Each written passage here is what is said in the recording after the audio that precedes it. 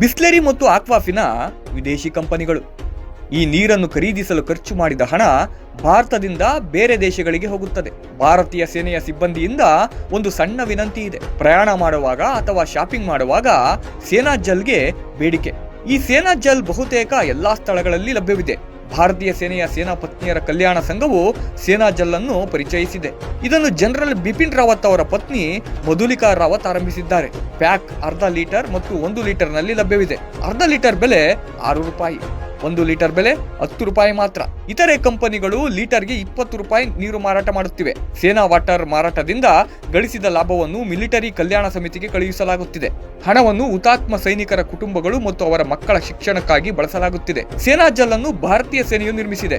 ಆದ್ದರಿಂದ ದೂರದರ್ಶನ ಅಥವಾ ಯಾವುದೇ ಮಾಧ್ಯಮದಲ್ಲಿ ಯಾವುದೇ ಸುದ್ದಿ ಅಥವಾ ಪ್ರಚಾರವಿಲ್ಲ.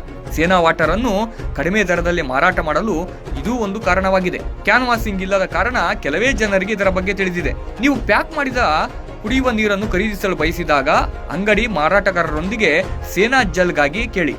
ನಮ್ಮ ರಾಷ್ಟ್ರದ ಬಗ್ಗೆ ನಮಗೆ ಹೆಮ್ಮೆ ಇದ್ದರೆ ದಯವಿಟ್ಟು ಈ ಸಂದೇಶವನ್ನು ಎಲ್ಲೆಡೆ ಹರಡಲು ಪ್ರಯತ್ನಿಸಿ.